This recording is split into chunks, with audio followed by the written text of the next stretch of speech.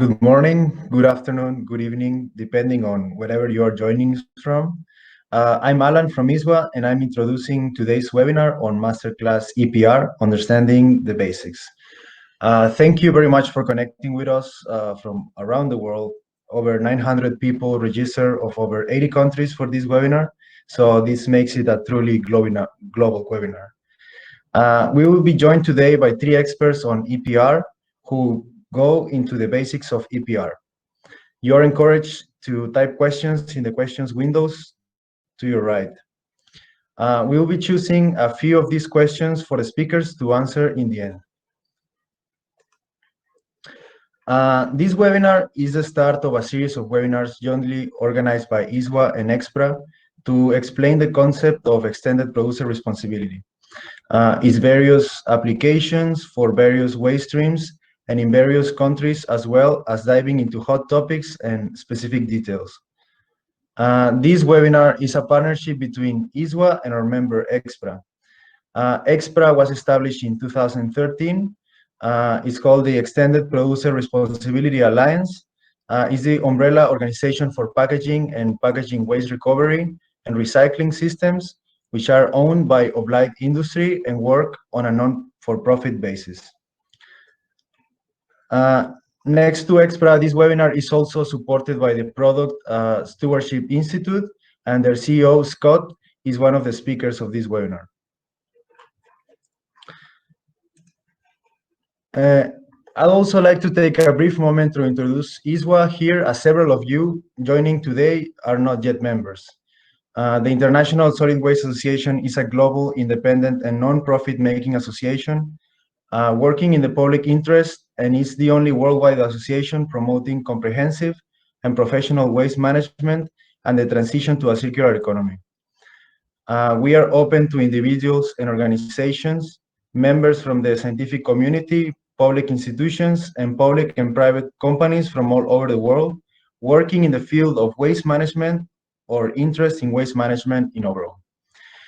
ISWA is the only worldwide association that enables its members to network with professionals, companies, and institutional representatives.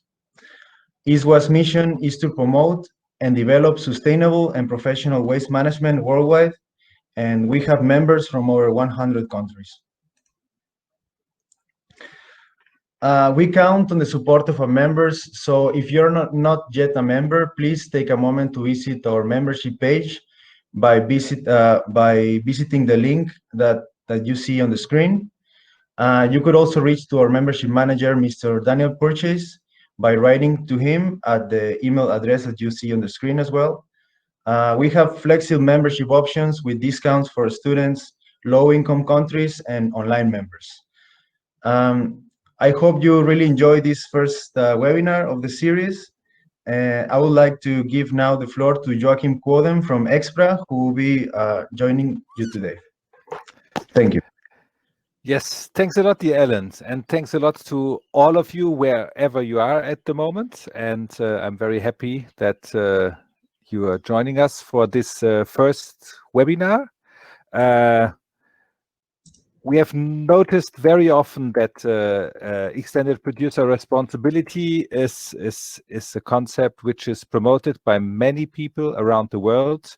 Many people have a lot of hopes in this concept, but as soon as you start the discussion, the understanding of EPR, if there is any, is totally different from country to country, from sector to sector, whether you speak to politicians, to local authorities, to consumers. So we discussed this within ISWA as well, and decided that it might make sense to start a series of webinars about this topic to increase this understanding and to establish a kind of dialogue platform so that we can all benefit from the experience that we usually all have around EPR, around waste management, packaging waste management, etc. Adam already introduced EXPRA, so I can luckily skip this with my 26 members from all over the world. And I already said that dialogue is extremely important, and that's why EXPRA and its members are trying to support this dialogue in wherever possible, so that we are members of many of such platforms to help to improve the sustainable management of packaging, of municipal waste, of other waste streams, because in the end, this is all very much connected. I just want to highlight one of the initiatives, but the others are fantastic as well. For example, our C-Flex initiative, where industry, the whole packaging value chain, is trying to make all flexible plastic packaging circular. And you can imagine that this is quite a challenge for the future, but again, only cooperation within all the actors can make it possible, and only dialogue and understanding of each other is the way forward. And that's something we do in ISWA as well. Extended producer responsibility, the topic of today. This is a tool where a producer of a packaging, a producer of a product, has to take over a certain responsibility for the life cycle of their products. And not only, in brackets, to produce a product, produce a packaging and to put it on the market, but also to take into account and to be responsible for the end-of-life management. This can include financial responsibilities, this can include operational responsibilities, or a combination of both, especially for the treatment, for the collection, sorting, recycling, recovery. Part, but not all, of these responsibilities, each individual producer can pass to a collective entity, usually called Producer Responsibility Organization. And these PROs are fulfilling this obligation on behalf of all their members, like, for example, trying to reach the recycling targets that are set by a national government, even more in the meantime, trying to reach the targets and the commitments that the owners of this PRO have done in the past, helping their members to take into account the end of life when they are designing a product, etc. And the cost for these activities, EPR fees called, they should be internalized into the product price. So if the consumer is buying a product, the end-of-life treatment is a part of the cost, like the cost for electricity for producing the product, like the material cost, etc. And of course, the trend is to reflect higher cost for non-recyclables or difficult to recycle in the product price as well. So easy to recycle, cheaper; more difficult to recycle, more expensive. It should help, EPR should help the producers when they are taking their decisions how to design, how to create a new product, a new packaging. So for the design, for the choice of materials, to produce it in a way that it is easy to empty, better to repair, easy to dismantle, and easy to be separated, so that the consumer can also easily do his part. And of course, that the end-of-life sector, all our friends from the collection parts, from the sorters, from the recyclers, that they can do their bit of the chain as best as possible as well. A lot of these things can be done already when a producer is deciding how to design and how to product a new packaging or a new product. And then the circle should start to run, and the Producer Responsibility Organization is somehow in the middle of this circle, and we have the job to keep this circle turning. And as it is a circle, you can understand that all stakeholders within this circle have to do their part.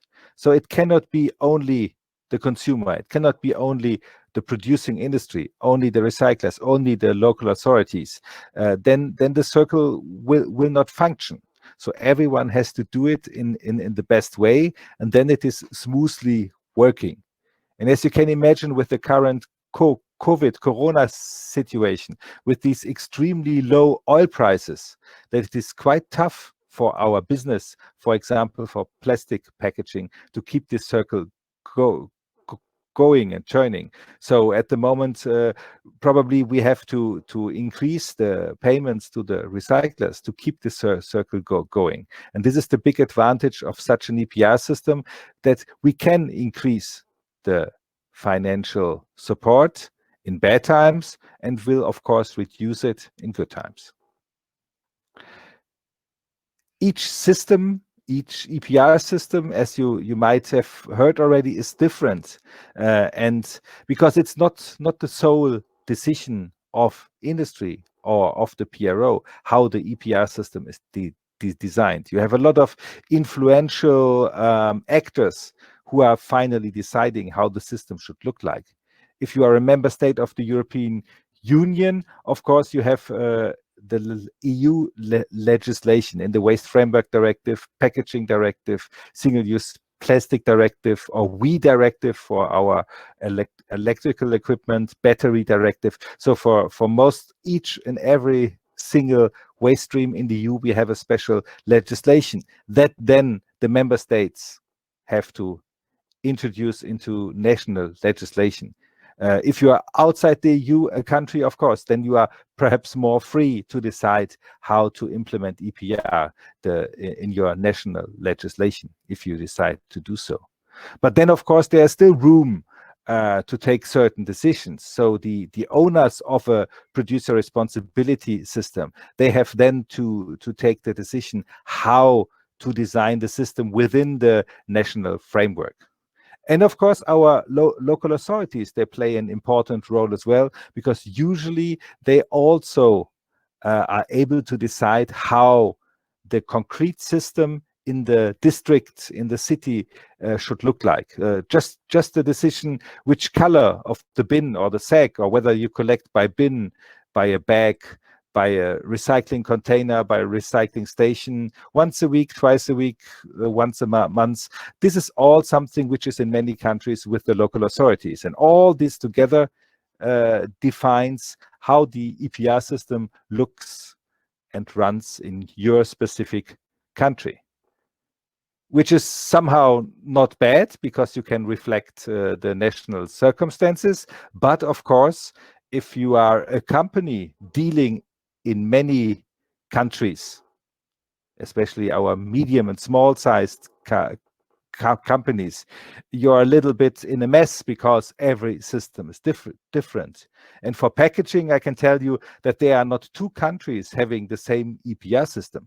So for me, it's always a paradise for consultants, because usually companies need help to understand what they have to do in which countries. And everything is possible, whether you have one system or you have 40 systems in one country, whether you have just rules for household packaging or for all packaging, whether industry pays full cost, part cost, incentive costs, whether you have a deposit system on top of the usual EPR system, etc., etc. So really everything is possible. Again, as I said, with all the advantages and disadvantages, because EPR is a concept and not a concrete business plan. So it allows for adoption, but on the other side, of course, it invites especially politicians, and I don't want to blame politicians, but it invites to introduce beliefs, ideology, and experiments, and not necessarily base the decisions on facts and experiences. That's why we believe so much in this dialogue, so much that we need to exchange best practices and failures, very important as well, that we define and agree what level of harmonization is needed in EPR. Just to mention this, the new buzzword fee modulation, which the countries in the European Union have to introduce now in the next years. I think it would be a very big disaster if in country A you would promote a certain packaging and in country B you would punish the same packaging. I think that would be the total mess. That's why, for example, on fee modulation, we have to come to common agreements and solutions so that we all promote the same packaging. but we can also look for synergies. There is no need to have in every country all the treatments. So we can, at the moment, for example, in Europe, there's a lot of sorting in Germany, even from packaging that is collected in different countries. And this can make sense. On the other side, it can make sense to learn from that technology and then to build your own facilities in your countries. And of course, we have to benchmark and evaluate to understand which approach might deliver the best results under which conditions. So that's why we need dialogue, and that's why we are engaging ourselves as EXPRA in ISWA.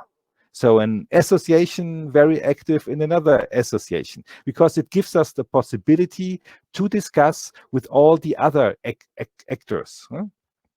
And not to look in a very concentrated way just on EPR, but to take it from a broader perspective, because municipal waste management is a speciality of its own, and if we all work together, it makes sense. We saw it, for example, from my member in Malta, when the country finally introduced separate collection of bio-waste. The amount of packaging separately collected increased by 30% within 1 year. So you see, there is a connection between the different materials, between the different collection systems, and we are somehow depending on each other.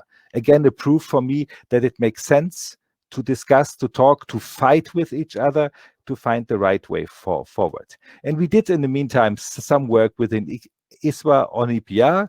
We agreed on a key issue paper, which you might find interesting. And we started a kind of library, a picture of EPR, where up to now 26 experts provided us with interesting articles about their experience with EPR. And it's not only about packaging, it's a lot of other materials as well.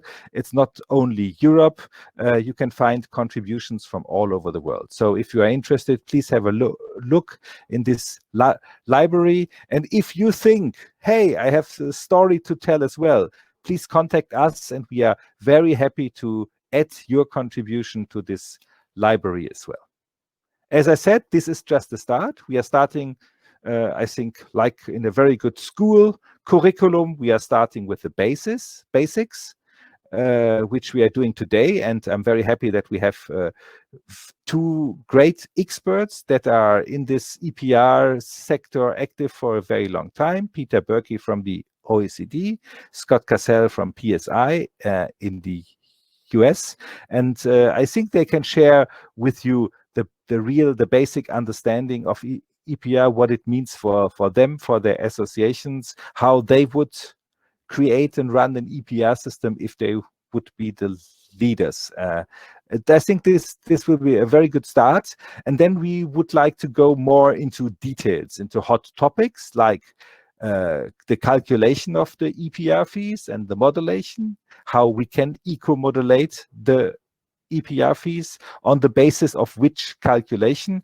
I think not a lot of people understand how the EPR fees are calculated, and then agreed, of course, with the members that have to pay it. Competition, a buzzword, somehow the basis of our economy. How does it fit with EPR? Do we have some learnings? Do we accept Wild West competition? Is there a way to keep competition under control? And we will provide you with some very experienced speakers on this as well. And then, of course, in the last of the first 4, we would like to provide you with some best practices from countries, so that you can really understand how is this working in a specific country.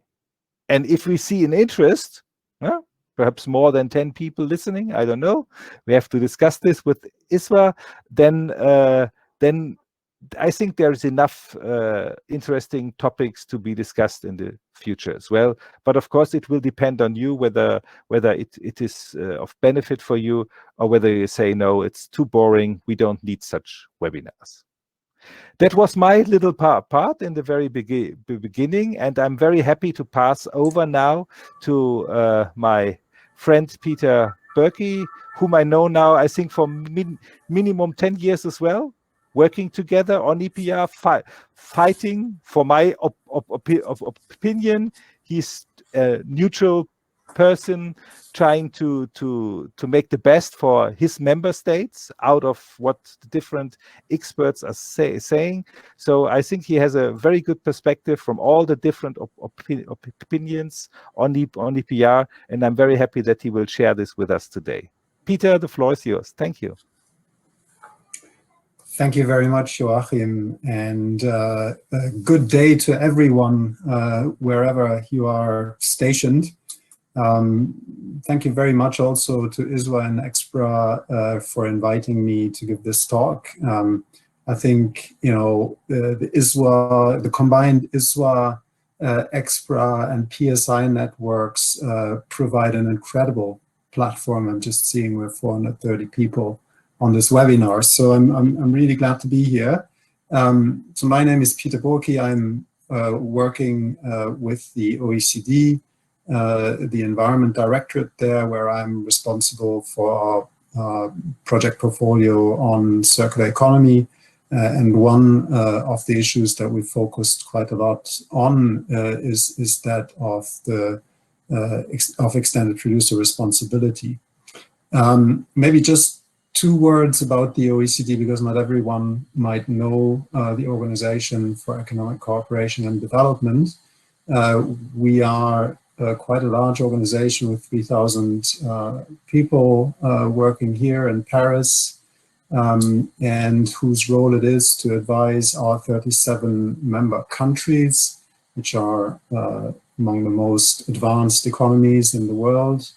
And our role is really to gather data and to produce policy analysis and policy guidance for our members on that basis.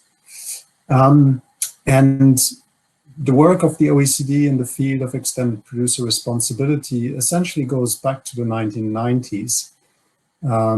Essentially, you know, a few years after the first EPR systems were actually beginning to be implemented, the OECD started to analyze and to try and understand how those policy approaches were working. And around 20 years ago, in 2001, we came out with a policy guidance for policymakers on EPR, which we then more recently updated.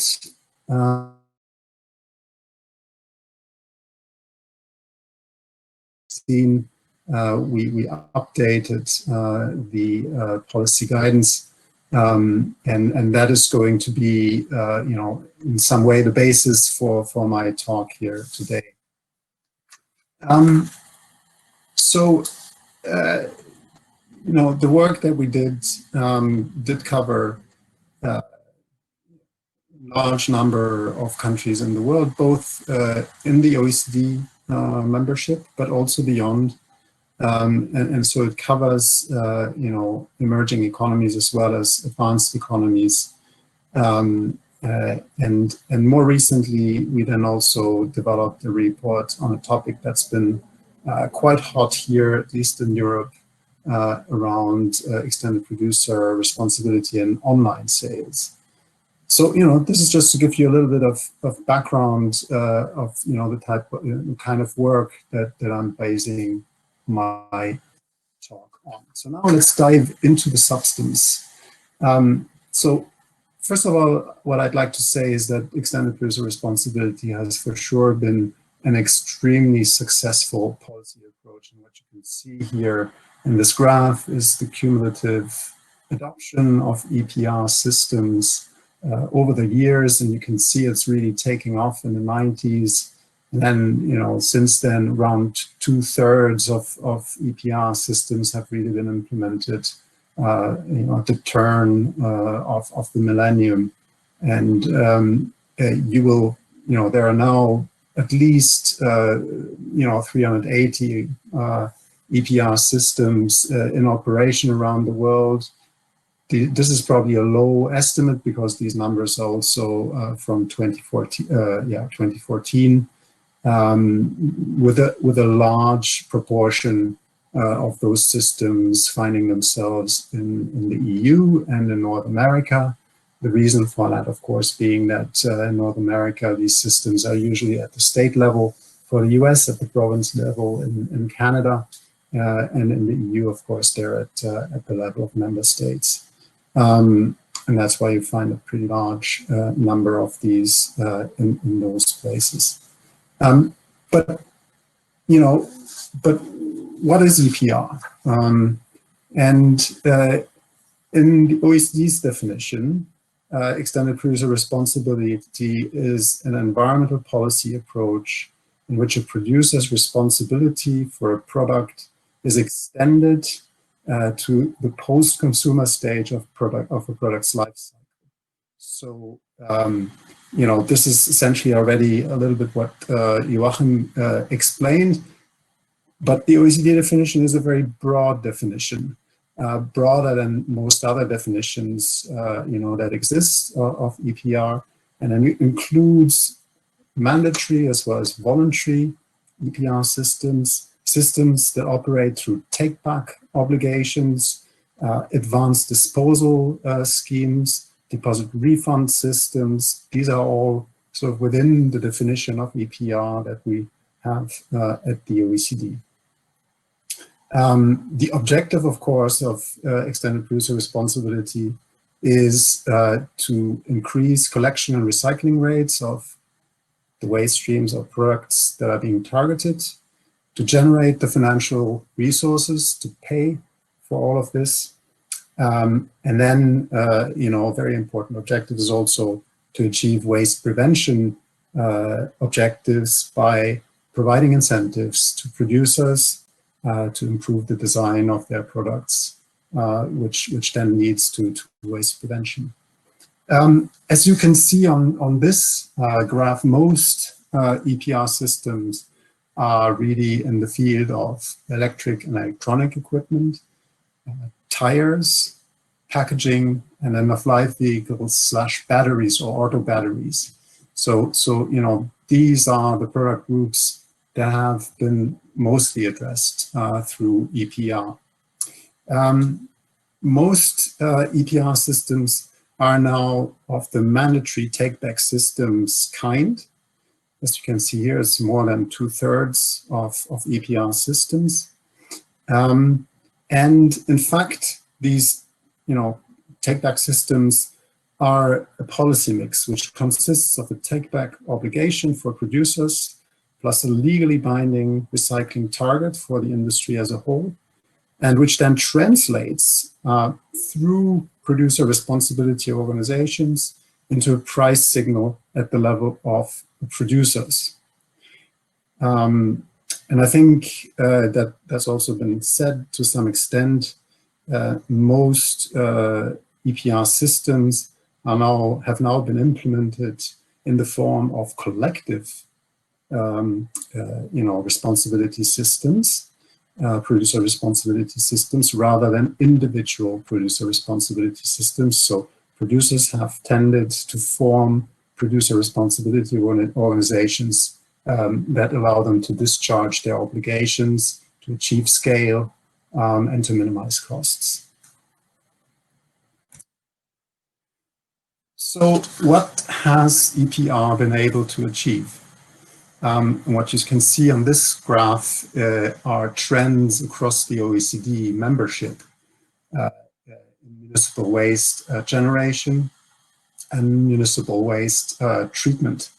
And what you can see is that municipal waste generation has essentially remained flat over the last 30 years or so, while the proportion of municipal waste, which is being landfilled, has reduced quite significantly, and that is being recycled has increased quite significantly. And in the OECD, we think that EPR systems, namely for packaging, but also for other product groups, have had a major contribution in achieving those very positive outcomes for the environment. According to some estimates, there's roughly now 25% of separately collected waste that is handled through EPR systems in some places.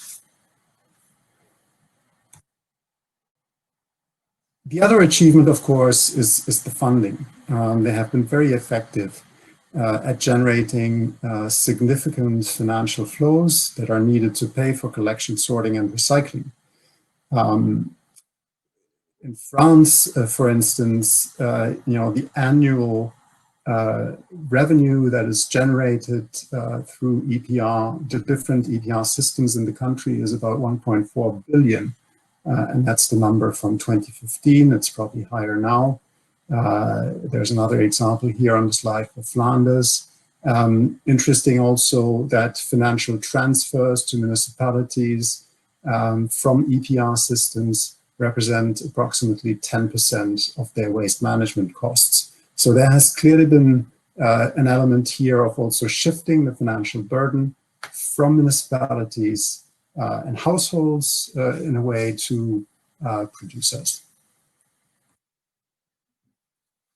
The performance of EPR, however, different EPR systems in the EU, however, has been very disparate. And these are numbers from a report from the European Commission from 2014.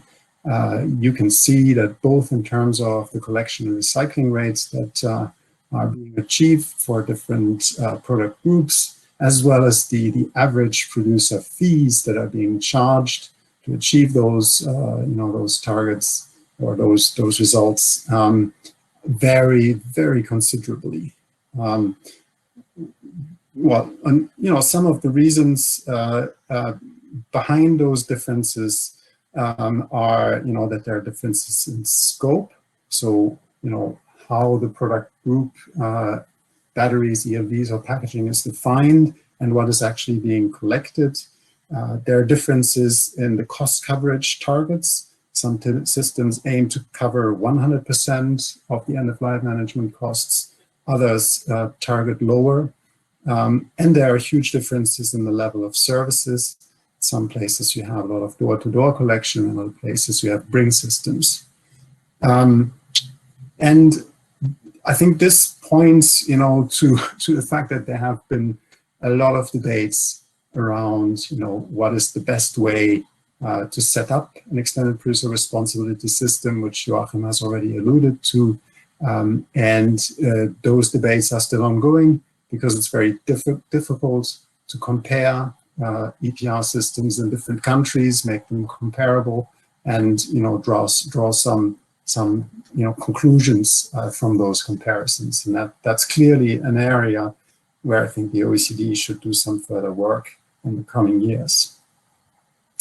And an area, I think, which I already mentioned before, which is that of EPR providing incentives for better product design, more environmental product design, that has been less effective, is also there. I think, what we are seeing, and I'll come back to that a little later, is that EPR systems and the way that they've been implemented around the world have been far less effective at creating the incentives that producers need to improve product design towards more recyclability.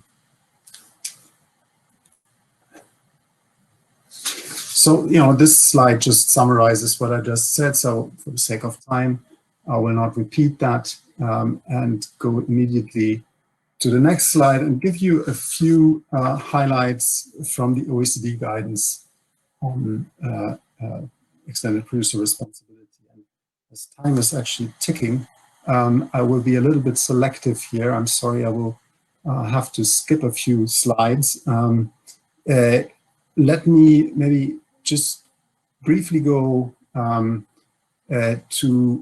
the issue of competition, because this is also going to be a topic of one of the following master classes in this field. This has been a big debate for many years.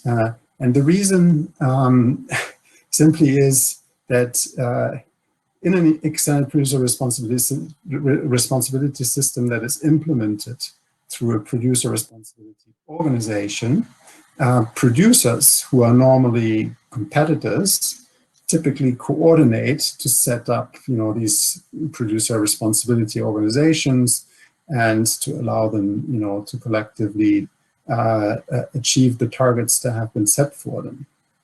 And so competition authorities have typically been very suspicious of EPR for that reason, because there's a risk here of cartelization, of course. And when you look at the issue of competition, you essentially have to differentiate 4 different markets where collusion could occur. And actually, in all those markets, some cases have been brought forward and pursued by competition authorities. Of course, there can be impacts in product markets.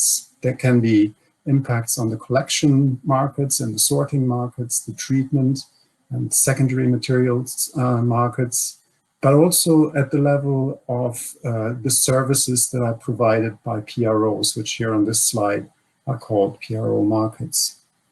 And I think a lot of attention has focused, and maybe wrongly so, on the market for PRO services, because wrongly so, I say, because they only represent a very small share of the EPR cost. So the impact or the damage to consumers that could come from collusion at that level could be actually relatively small.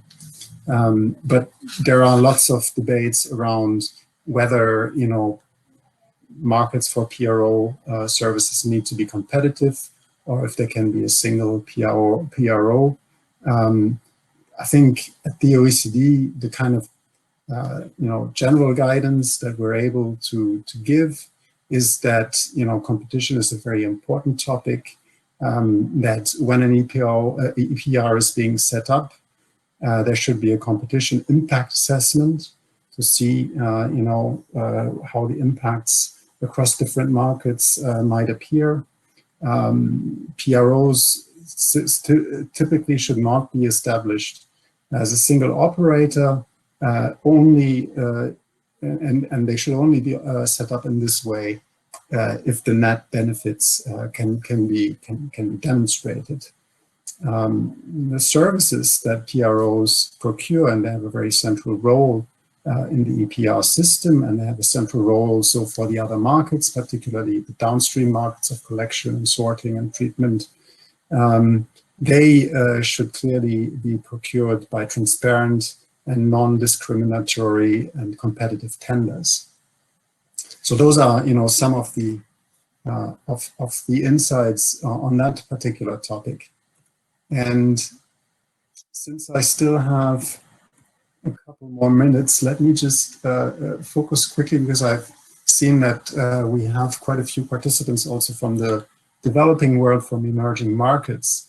And this is also something, an issue that we have focused on in our guidance from 2016. There is, the objective was to see what differentiates an EPR system in a developed country, in an OECD country, from an EPR system in an emerging market economy. And of course, compared to OECD countries where the informal sector is usually, quite small, emerging economies have a large informal sector. This large informal sector actually has a very positive role, because it fills in for a lack of public services in waste collection and treatment. There have been estimates that around the world there are around 20 million people working in the informal waste management sector. This, of course, makes the situation very different. Typically, the informal sector is below the government radar, so they are very hard to regulate. What is clear is that there's quite a lot of experience that shows that failure to include informal sector operators into extended producer responsibility systems can lead to significantly undermine these systems. And it's therefore necessary to develop EPR systems taking into account the role that informal operators play, help to register waste pickers as a starting point, and then work towards their formalization and professionalization. And there are actually a few positive examples, for instance, from Colombia and Brazil, where this has been done, with some success. And maybe let me also, just to finish, say 2 more words on the latest report that we have published. I think this is the topic of extended producer responsibility and online sales has been a very hot topic here in Europe, but I think it's also increasingly appearing in other parts of the world. I know of discussions in Canada on this particular topic as well.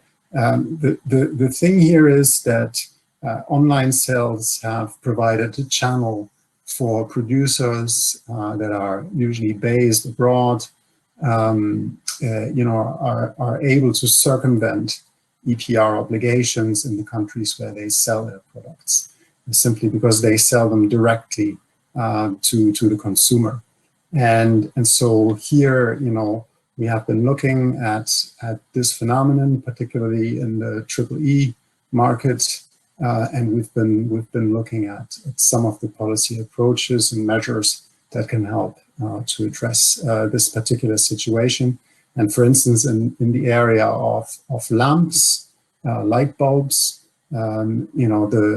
there's around half of the market which is now occurring through online sales, and the levels of free riding are scarily high. So it's a big topic, and with also through the Corona crisis now, increased sales, online sales in many different areas, this is probably just increasing, and the risk is that this will undermine the financial stability of existing EPR systems. So let me quickly skip this, and this is my final slide, and my conclusion in some ways. So with the increasing momentum, political momentum that is behind policies that work towards transition to a circular economy, and the very good track record that the EPR policy approach has, there's now an increasing interest in expanding the use of EPR beyond the traditionally established areas. And this is raising new challenges. So there is now discussions to use extended producer responsibility for new product groups, such as textiles, cigarettes, pharmaceuticals, sharps. There is an expansion of the environmental scope beyond the objective of increasing recycling to also include littering or microplastics. And there is an expansion of the types of incentives that EPR systems should provide to producers, not just incentives to improve the product design for recycling, but also incentives for reuse of products, repair, and the incorporation of recycled content.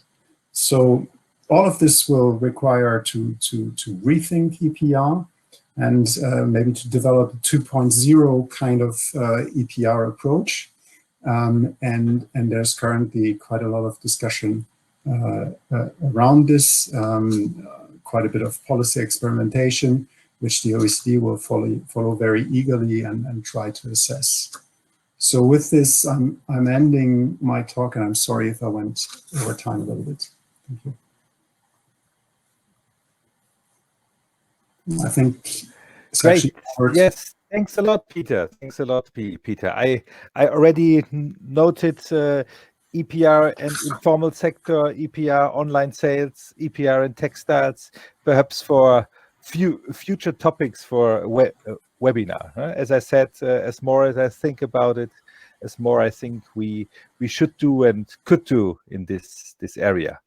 But now I would like to pass the floor to Scott Cassel. I think we know each other for 15 years now minimum, if not even more. I can just say a person who inspired me a lot how to be enthusiastic about the topic, how to infect in a positive sense other people as well, how to organize a platform of discussion, a productive platform of discussion, which is the Product Stewardship Institute in Boston.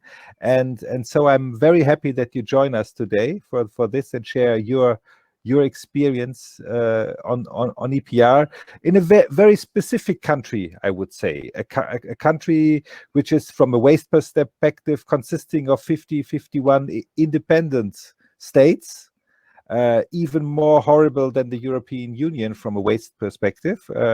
Everyone can do what they want. So I think it's a very interesting field where producer responsibility is discussed, and that's why I would like to pass now the floor to you. Thanks, dear Scott.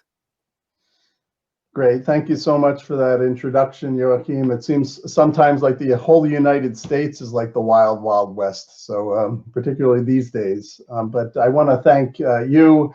I want to thank Peter also for laying the groundwork on EPR globally. And what we've done here in the United States could not have been done without the work that both of you and many others have done before us. So I want to acknowledge that. It's very important. I also want to thank ISWA and, again, EXPRA for the opportunity to partner with you on this webinar and to be here. So again, I'm Scott Cassel. I'm the CEO and founder of the Product Stewardship Institute. I'm going to talk about the development of EPR and product stewardship in the United States. Now, before we get started, I just wanted to briefly introduce our organization, the Product Stewardship Institute, or PSI as we're known. For those not familiar with us, we work to reduce the health and environmental impact from consumer products all across the life cycle. Over the past 20 years, PSI and our members and partners have been working together to what we call build the capacity for product stewardship here in the US, like we imported EPR from Canada and Europe here to US. We are also building capacity here over the past 20 years. But we do that on voluntary and legislative systems. We have members from 47 state environmental agencies. That's our governance of the organization, our board.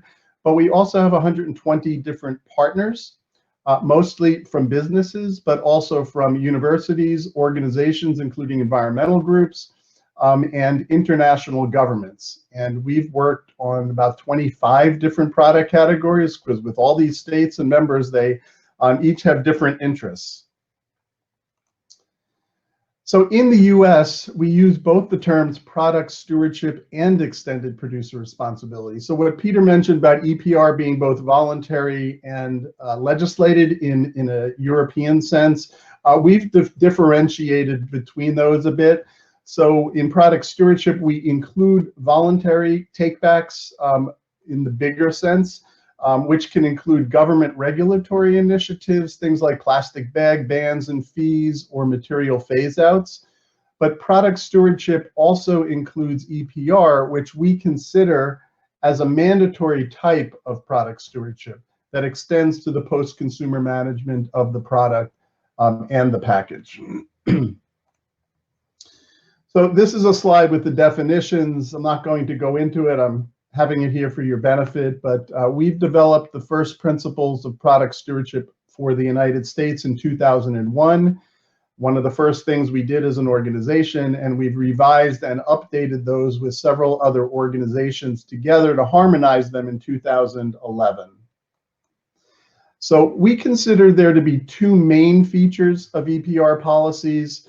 The first one is what I would say is the crux of EPR. This is the one where all the negotiations and thought focus on, and that includes a fundamental shift of the management and financial responsibility that we're seeking, moving from governments and taxpayers, or ratepayers in many cases here, to producers and consumers. And that fundamental shift is like a chasm. It's huge for all the debates and negotiations, and we can't develop these systems unless we wrap our arms around that change. So EPR is a policy that at its heart believes that governments should no longer be financially responsible for the management of recycling, and perhaps not waste at all. So governments and consumers are disconnected from the products put on the market. Governments have had to pay for whatever the cost is to manage whatever products and packaging have been put on the market and sold. And governments have assumed that role for many good reasons over the past 50 years. But that no longer works, and we have to recognize that it no longer works this way. So that we consider that the past, and we consider we're moving into a whole new paradigm shift of waste management, at least in the United States, and I'd say globally as well.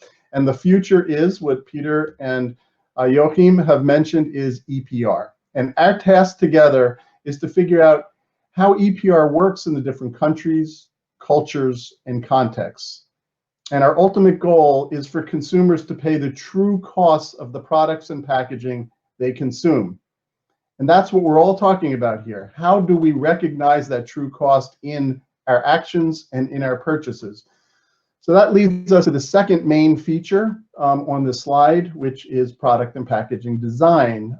And that one is much tougher to accomplish, as Peter mentioned, but it must happen for producers to get that financial signal to change the design of their products and packaging. So PSI's principles of product stewardship and EPR include 5 core principles. Number 1, that producers are largely responsible because they have the ability to make those changes of the materials they put into their products and packaging. That governments need to set a level playing field to allow for that market competition, which again, Peter mentioned, it's all throughout the system. We seek results, and we need to focus on results in order to measure the effectiveness of EPR programs. Governments must make sure that EPR programs are transparent and that there is accountability for reaching the results. And then lastly, yes, there's roles for other stakeholders besides producers. And in essence, EPR is really about shared responsibility. So let's take EPR to the next level. PSI considers there to be 8 key elements of all EPR laws, and this is how we build our legislation. Legislation is needed in order to establish that level playing field. We need to define what we mean by a package or paint or electronics. So the scope of products needs to be defined legally. We need to define who's responsible for managing and financing those programs, again, in a legal sense. We also need to explain how financing will take place in that system. There are also guidelines for producers to assemble into groups, the producer responsibility organizations or stewardship organizations. EPR also addresses how product design will be influenced by variable fees that producers pay based upon whether the package is either good or bad for the environment. And lastly, there's roles for local and state governments and other stakeholders. So PSI has created a method for developing model EPR bills based upon 20 different basic elements that must be considered to construct any EPR bill.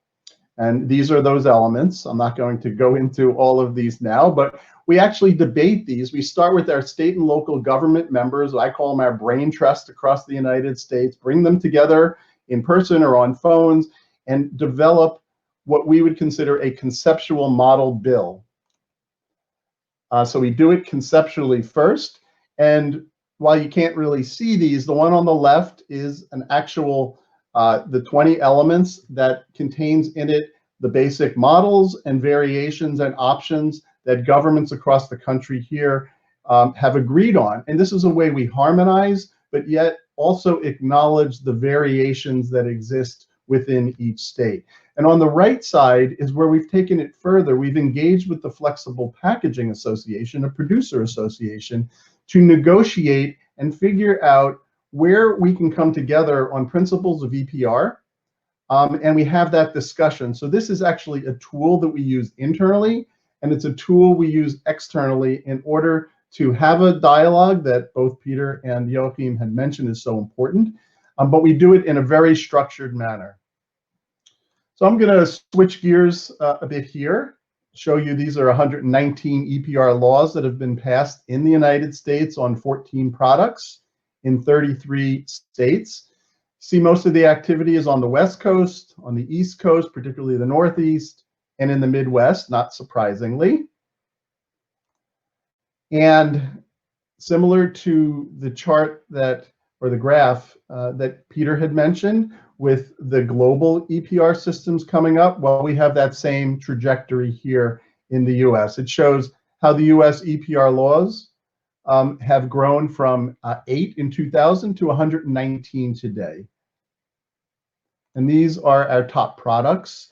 So you see 3 laws on mattresses, 5 on fluorescent lamps, 10 on medical sharps, mostly local, 11 on paint, 11 on batteries, 13 on mercury thermostats, 24 on electronics, and 29 on pharmaceuticals, 6 state, and the rest local. So why is EPR growing? I think that this has been covered before, so I will mention it, but it really is working, and we have that groundwork in the United States already plowed. So I want to switch gears here to give you a case study on paint. So we went to the paint industry in 2002 and discussed our research, notably that 10% of all paint that's purchased in the US is left over. That equals 78 million gallons every year. If you do the math, that comes to over $500 million cost to properly manage leftover latex and oil-based paint in the US. Of course, governments don't have that much money, so much of this is wasted. Jobs are wasted, but there's environmental impacts as well. Well, we presented this to the paint industry, and to their credit, they engaged with us. They agreed to work with us on a national dialogue to solve the problem together. And to make a long story short, we started in 2003. After only 4 meetings, we reached our first Memorandum of Understanding, or MOU. It was signed by the entire paint industry under the auspices of the American Coatings Association, state and local governments, and also the U.S. Environmental Protection Agency under a Republican administration, may I add, recyclers, and many others. And that agreement led to 8 joint projects that we conducted at a cost of $2 million. We funded it jointly, public and private, after which a second MOU was signed by the same group, which led directly to elements of legislation and our first law in Oregon in 2009. So I'm only showing this crazy looking slide here because we had planned out this dialogue specifically. We planned to have 20% of our time, pretty much, in essence, at the meetings themselves, and 80% behind the scenes doing the hard work on research and hammering out some of the issues. It's this type of dialogue process that we do for all the work we have. We developed these 8 projects together. I have links to some of them. This is right now the past, but if you are interested, you can see we went from source reduction to reuse to recycling to recycle paint, developing the markets, all the way to life cycle assessment on dry and dispose latex paint versus recycling latex. So we did everything top to bottom, and from that, the industry decided to move ahead with an EPR system. And now we have 11 paint EPR laws, as I mentioned before.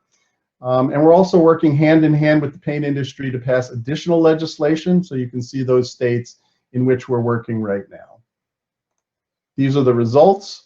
You see, we have collected, and this is to the great work of Paint Care, which is the PRO for paint here in the United States. We don't have tug and war and lots of stuff. There's no consulting opportunities because it's unified in these programs. So there's 38 million gallons of paint collected. very large convenience for the consumers to collect. 27% of the population is now covered by an EPR law. We have 1,800 year-round sites collected, and 3/4 of which are voluntary retail sites.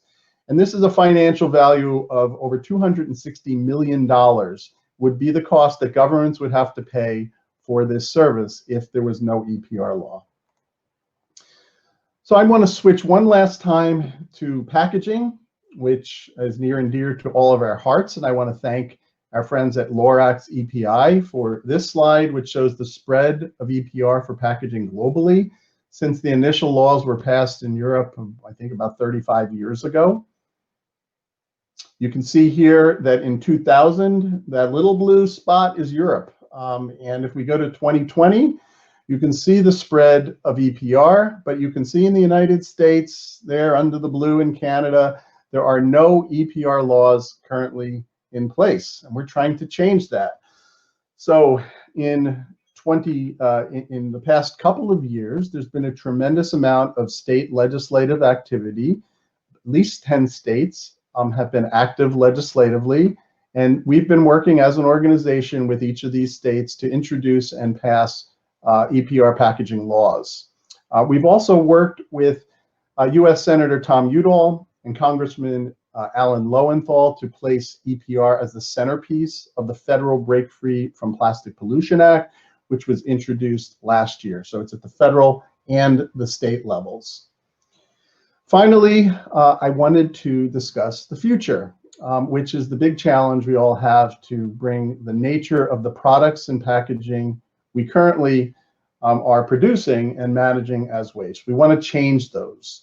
And our promising policy tool, as mentioned before, was to influence design by these modulated fees. And so these are in use. These ones here are in use based on weight of materials sold into the market, as well as other attributes of the product, such as the cost to recycle that product or package, and also the market value. So for example, if a package has low cost to recycle and a high market value, then the cost that the producer will pay will be lower than another package, which is the opposite of that, of having a high recycling cost and a low market value. So there's a tool, but it's still in its very early stages. And as was mentioned before, we're moving to the eco-modulated fees. And these are based on things like recycled content, greenhouse gas emissions, reusability, lightweighting, recyclability, and other attributes that will certainly allow us to better approximate, again, that true cost that products and packaging impose on society. And this is where there's life cycle assessment, and I think the consultants will be very much in need for this part of the equation. So we have captured this at PSI in a document my colleague Sydney Harris and I had developed called affectionately EPR for PPP. It's packaging and paper products. This was released a couple of months ago. You can click on that link there for the report, a fact sheet, and also the press release that we did. And lastly, here's some contact information if you want to get in touch. And with that, I know we hopefully have some questions, and I will pass it back to Joachim. Thank you very much, Scott. Thank you. Very, very interesting as usual, and perhaps from my point of view, very interesting to see the success of the paint EPR in the US, whereas I think in Europe it is, I might be wrong, that would be great, but I'm not really aware of EPR for paint.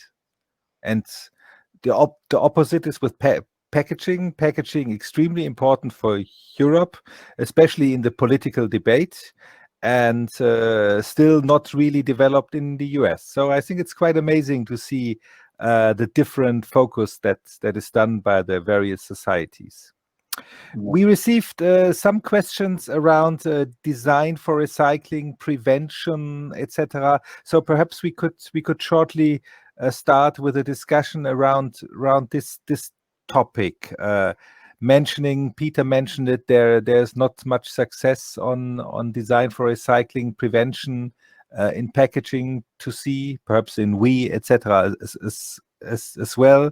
So the question is how can we change it? Will the fee modulation be the tool to blackmail industry to stop to produce bad packaging and perhaps stop to use packaging at all?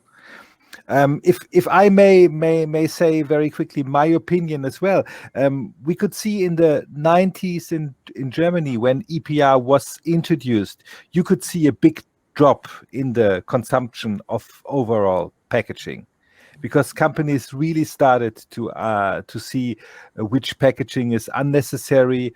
Of course, a lot of companies changed their design and their material. If they could see if we use the other material, it will be cheaper for us.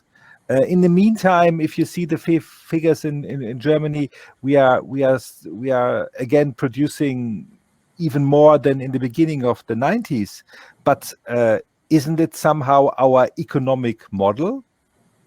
Because our economic model is to produce and to sell more products every year, to sell more T-shirts, more cars, more food.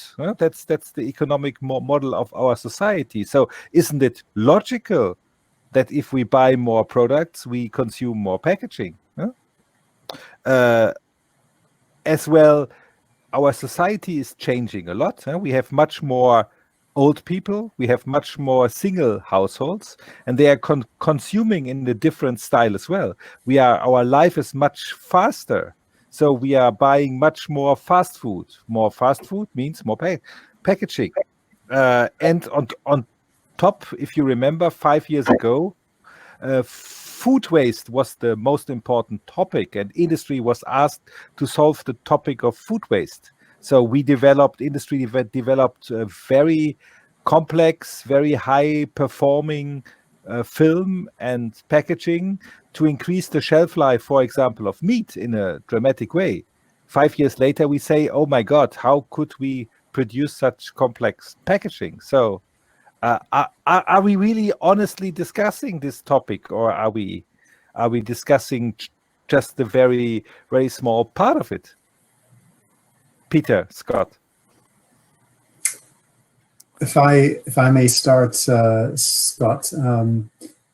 Yeah, no, I mean, I think, those of us who have been involved in extended producer responsibility for a while know that this is a big discussion, and it's been going on for a long time.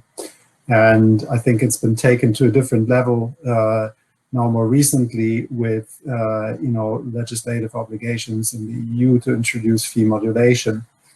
Let's just go back a few steps. Why are we even talking about this? We are talking about the need for fee modulation because instead of implementing EPR through individual producer responsibility, and I think that is how, when EPR was conceptualized in academia, in the late 80s or early 90s, that's how it was envisaged. Actually, most EPR systems have been implemented through collective producer responsibility. And as a result of that, the incentives for individual producers to improve product design have been diluted.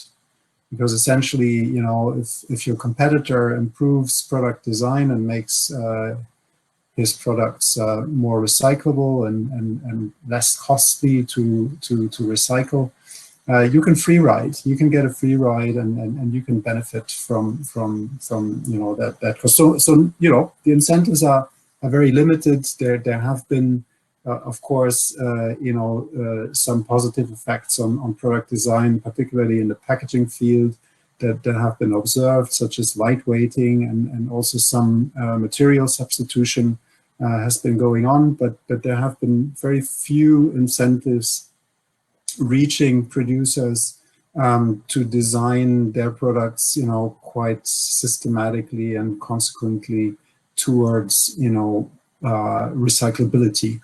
And this, we are now trying to address and trying to find ways to address through fee modulation. And fee modulation, I think, as you've just alluded to, Joachim, can be awfully complicated, because so what will you want to modulate your fees for? What are the criteria that you will want to apply? And I think what you alluded to is that we should just look at the end of life phase. We also need to look at what happens upstream. So if you have those multi-layered plastics that wrap the meat and that extends its shelf life, and that helps to minimize food waste, well, that might actually, from a life cycle environmental impact perspective, be more important than the few grams of plastics that are maybe not recyclable at the end of the day and need to be incinerated or landfilled. So I think it's a difficult topic. I think another limitation that I see is, well, there are many limitations, but another limitation that I see is that the amplitude of the fee modulation is going to be a big topic as well. Of course, you can go and try and assess the collection and recycling costs of each of the products in the market. But it's sometimes very hard to separate costs, because material is collected together, and then it might also be processed together, and so it's a difficult accounting job. But even if you manage to do that, it will be difficult. It might not be sufficient, in fact, to generate the kind of incentives that are needed to shift product designs. Because the end-of-life management costs of most products are very, very small compared, to the price of the product. And I think another limitation that I see is innovation. And innovation here being a bit of a problem. Innovation is usually a very positive thing, but innovation can also be a problem, because if you have fee modulation that's designed at an instant T0 in time, when you have certain technologies in place, etc., which allow or do not allow to recycle certain materials or products, few years down the line, the situation can change dramatically. So you would need to revise your fee modulation very, very regularly in order not to create disincentives for innovation. So you need to have a highly reactive system, which is probably challenging to implement given the number of stakeholders that need to be involved, and given also sometimes regulatory cycles which might need to be followed at the level of governments. So those are just a few thoughts, but I think the discussion is going in the right direction. We need some fee modulation, but it's probably going to be limited, by a number of constraints what can actually be achieved. And the level of granularity of the incentives that can be, passed through fee modulation is probably rather limited. Scott. Yeah, so if I could jump in. First of all, I think we have no choice but to address this issue. We're dealing with a tragedy of the commons. To tip my hat to Garrett Hardin, we're dealing with a global tragedy of the commons. That's what climate change is. That's what resource overconsumption is. And we need to figure out how to have greater accountability for those who are creating these impacts, for us to reduce them. And so that's what I see the promise of the EPR systems and these modulated fees and other mechanisms that we're going to have to invent, all of us, and figure out, because we don't want to live in this type of society. We see what's happening with plastics in the ocean, and that's just the tip of the iceberg. There's just impacts all over, and people of color and disproportionate are being impacted disproportionately around the world from those who are more fortunate. So I think we are now waking up to this huge problem that we have, and each product, in addition to plastics, is going to be facing the same thing plastics is right now. So I look at this historically, and the fact that we have developed products that were biodegradable originally in the beginning, but products over time were democratized that allowed more people to own more things and enjoy the good life, if you will, and that spread, but we haven't taken care of those impacts to reduce them. So we're now coming around to that understanding. I think it's a natural evolution, and those of us, the three of us and many thousands and millions of people around the world working on EPR, this is an opportunity for us to change it around, reduce consumption, or at least to reuse those materials. We're not telling people do without. We're saying if you're going to use that material, that product, then you need to pay that true cost, mining all the way through to the end of life management. Yeah.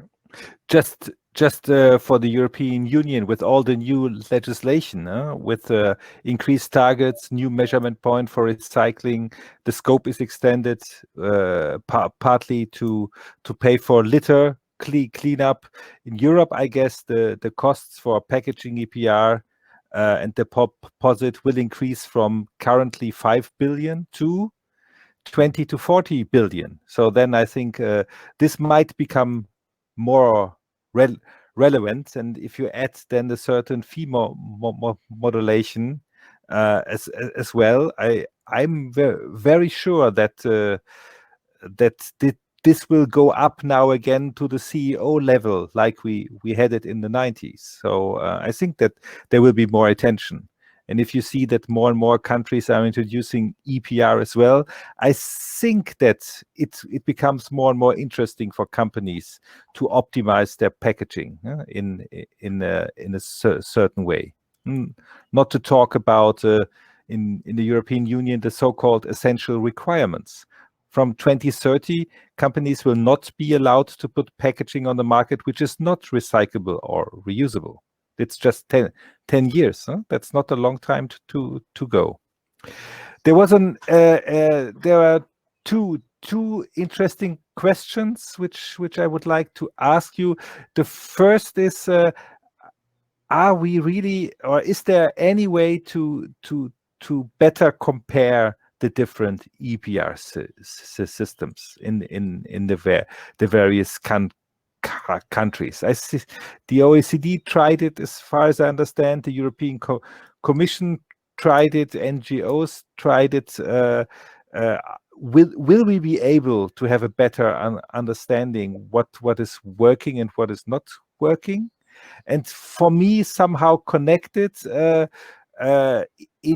in the end, reuse is from the waste hierarchy the better option, per se, per religion, per definition.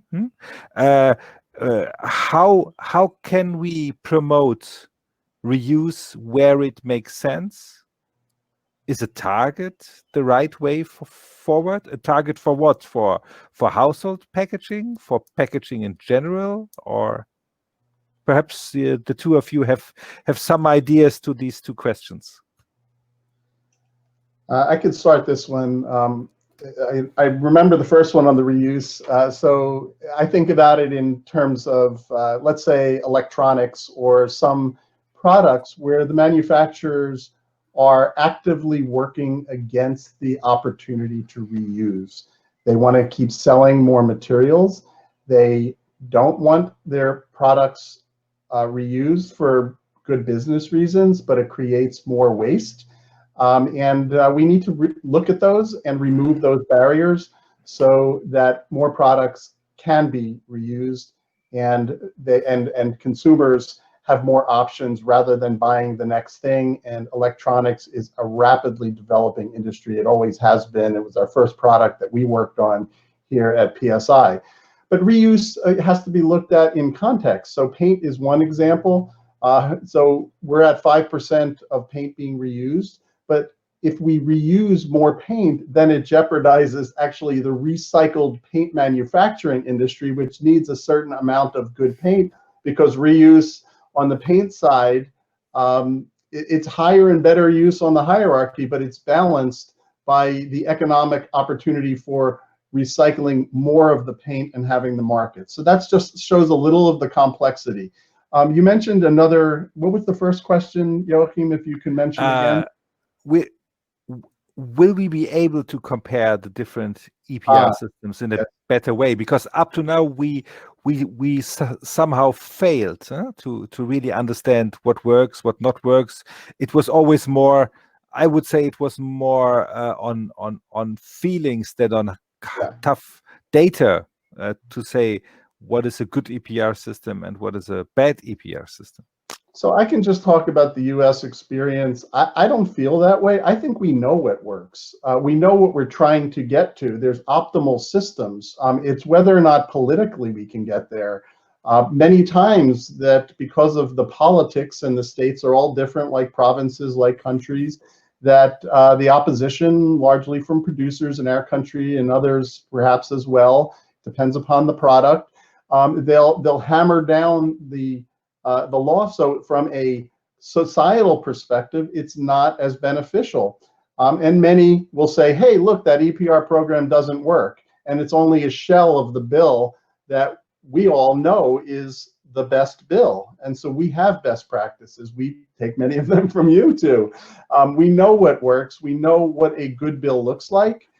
It's just whether or not we can get that politically and then to try to harmonize it, because I know that's what producers really want, is a harmonized system in the US, certainly North America. We'd like to see that globally to reduce the regulatory impediments. Having 50 laws in 50 states is certainly a major headache, and it's a reason why the paint industry came to the table originally, and why the Flexible Packaging Association's now engaging with us, and why others engage with us. It's because we can provide that platform for more harmonized laws, even if it is at the state level, and we don't have a strong federal government here. The US EPA is very little involved in EPR. It has been over the past 20 years anyway, except for our paint dialogue and a couple of others. So that's just a short to say, I think we understand what a good EPR law is, and we've evaluated those. We've plotted this out. Peter, some comments from your side? Reuse and benchmarking? Sure. Yeah. Let me just pick it up where Scott left it. So, on the comparability of EPR systems, I think this is inherently, from an academic perspective, certainly very difficult.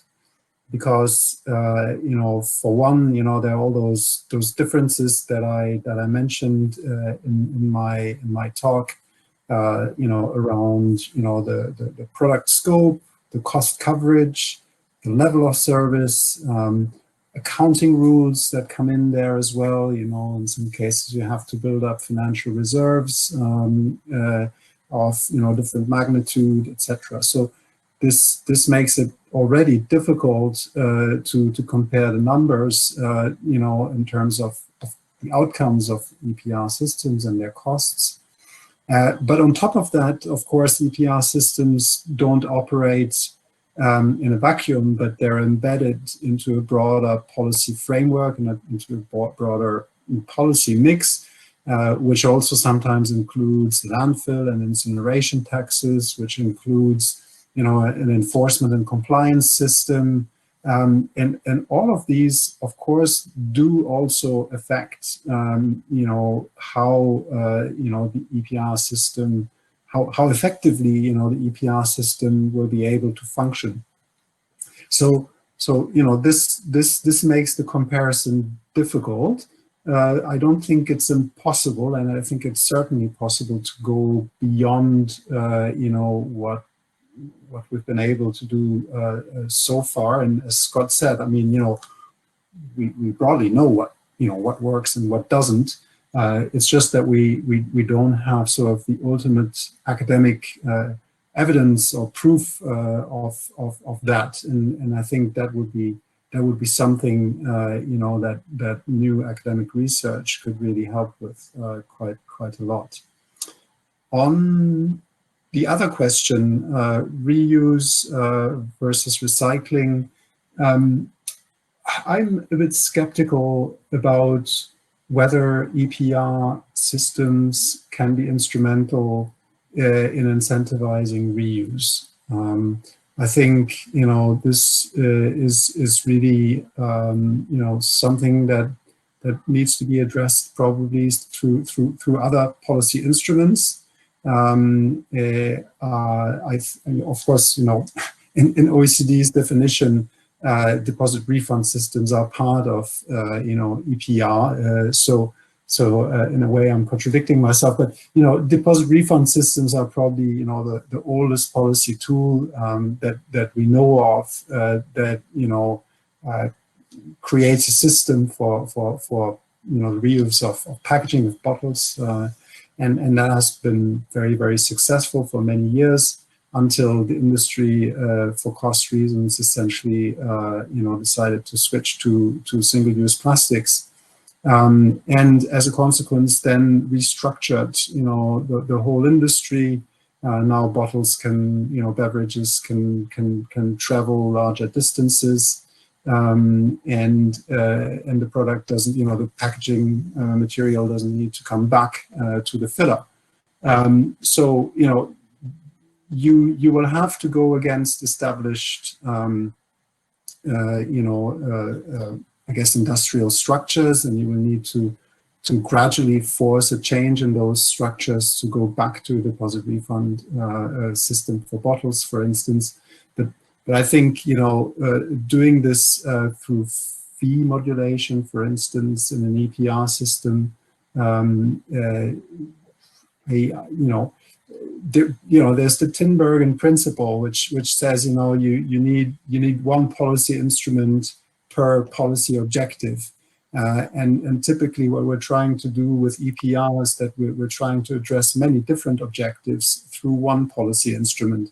And that usually doesn't work very well. So I think, that maybe EPR isn't the right tool to achieve reuse objectives. You want to look at at separate interventions for that. Some of them can be regulatory interventions, simply requiring certain products to be reusable. Some can be coming in the form of deposit refund systems, which create alternatives to single-use materials, for instance.